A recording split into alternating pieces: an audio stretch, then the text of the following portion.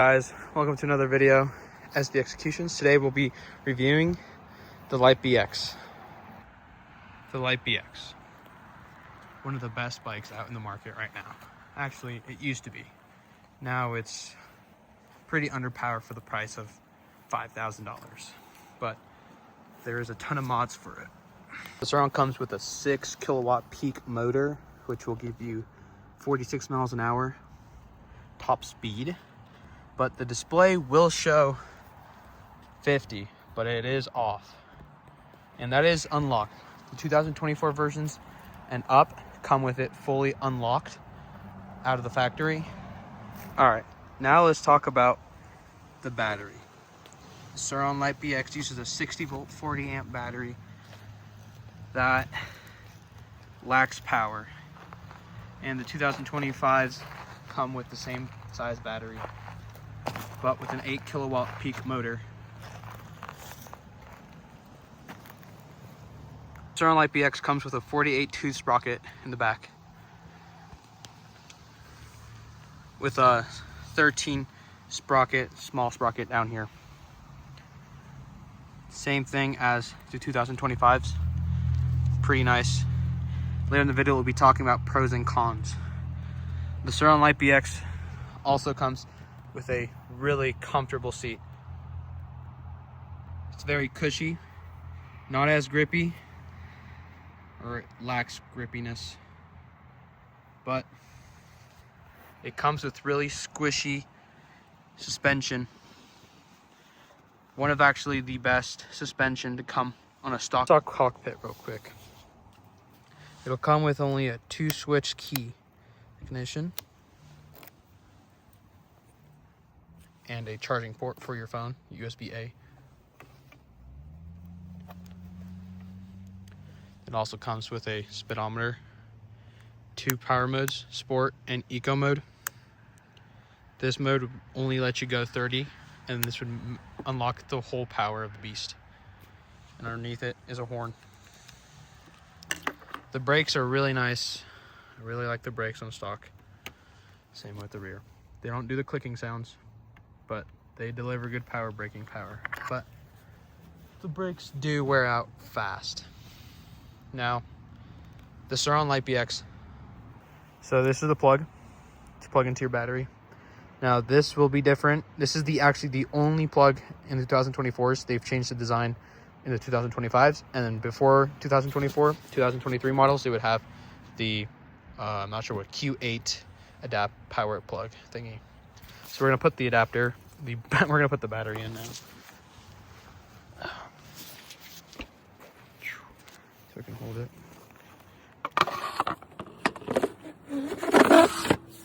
Okay. Now that the battery's in, unplug this guy, plug it in. And there's a breaker on this, so you gotta turn it right. Now, before you remove the battery, I recommend to switch the breaker off before you pull out the battery, or even before you pull the plug out, just because it's safe. Now, what I see from a lot of people is, a lot of people say, oh, but you have to fully unplug the plug out and turn off the breaker when you charge it. That is incorrect. All you have to do is just flip the breaker off, leave the battery in there, and you charge it right here from this port. You don't even have to take the battery out. Put this guy in. Okay, so let's talk pros and cons now. Number 1, you can't turn off the backlight and even the front light. You might be wondering, why is my front light not on? Well, it's because I had to buy this whole kit, a kit that allows you to turn on the light and turn it off. Sadly, it doesn't turn off the backlight, but there is a few kits on Amazon that you can get, but for that you're gonna need to replace the whole backlight for that, and it'll give you an adapter for this guy to turn it off. Now, I bought a kit, like I said. I do not recommend it, so I would not be giving that guy a shout out, because that guy screwed me off. Don't buy from OHV Street OHV. They're the most scummiest people on the market to sell these kits, and there's way better kits online, and I will leave a description. I'll leave a link down below for a really good one. But that's one of the cons. Okay, one of the pro cons. No, wait.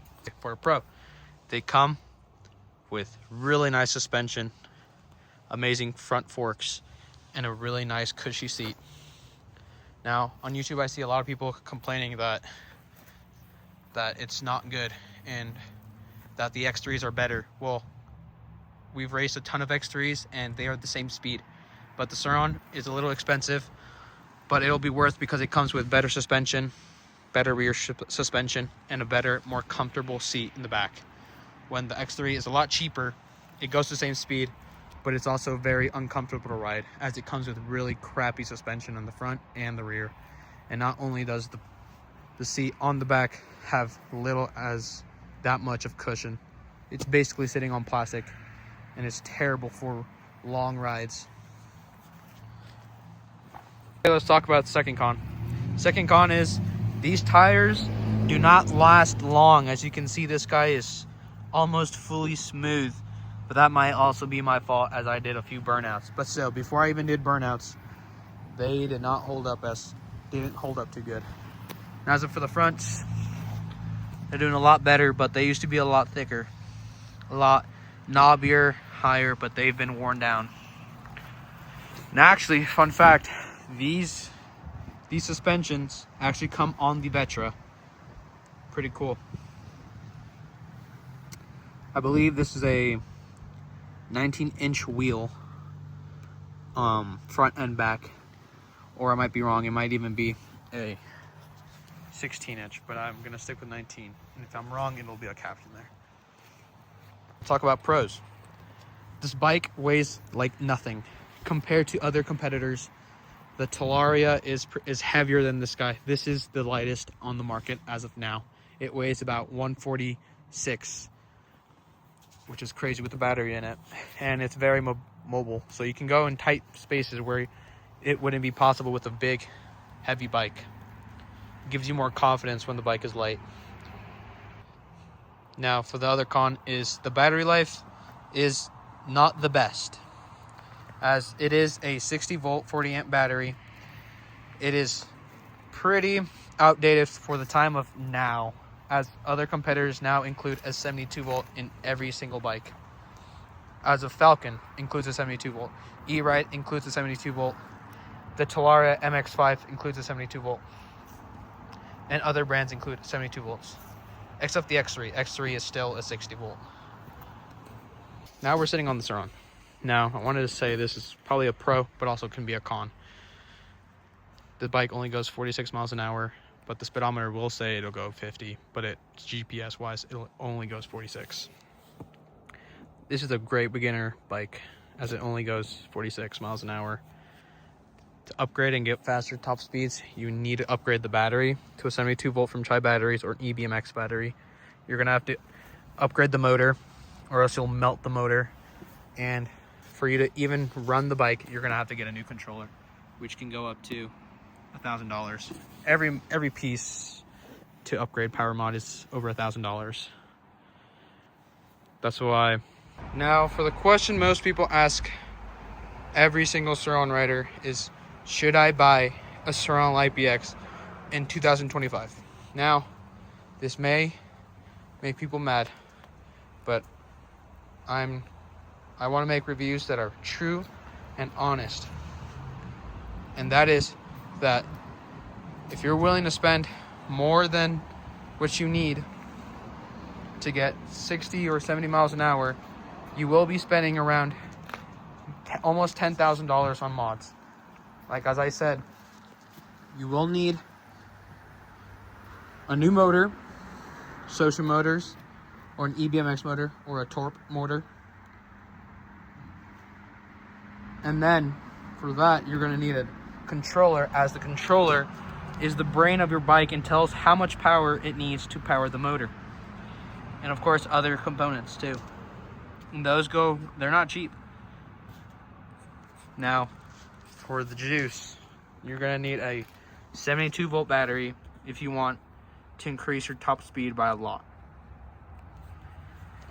Those mods come to about $4,000. And the bike itself, brand new, 2025, will be very expensive. It'll be $8,000. And of course, if you wanted like a powder coat, those go for $300. But of course, with more power comes with braking issues. These brakes are only rated for the power it goes. So you're definitely gonna have to get new brakes on your bike. So, in my opinion, I don't think the Surron LBX is worth it anymore, especially with different brands now out there. If you really want a good bike that goes 60 and can win a race, I really recommend the MX-5. The MX-5 is a really amazing bike. It comes with a better seat. It is a lot cushier, and it's actually pretty grippy stock. And it goes about 65 miles an hour. And that only goes, and that's like $4,000 bike. 4,000-ish. Now, another option is an E-Ride Pro 2.0, which also goes 60 miles an hour. Or the E-Ride Pro 3.0, which goes 62 miles an hour. But it's a lot torquier and has more power. Now, in my opinion, bikes to stay away from is the Ultra B. I don't think the Ultra B is also good. The Ultra B only goes 56, and it's almost $7,000 out of a dealer. So stick with E-Ride, a Talaria, or even the Vetra. These new bikes that just came out are really amazing, good bikes. Same size as the Surron, so they're nice and small. And these bikes aren't that small, but they're a decent size, which it will allow you to go through the forest. Pretty much any narrow spot because the bike is small. But those bikes are a little heavier, but they come with the power, and they come with some nice headlights, a completely new display. It won't come with this display. This is only on Surron LBXs. But overall, this is the Surron LBX 2024. If you don't agree with me, please comment down below and let me know if I missed a few things, or put out some good points about the 2025, or even like why it's worth buying in 2025. All right, that'll be it for this video. We'll make another video on the E-Ride Pro 3 SR. And yeah, thank you for watching. Bye-bye.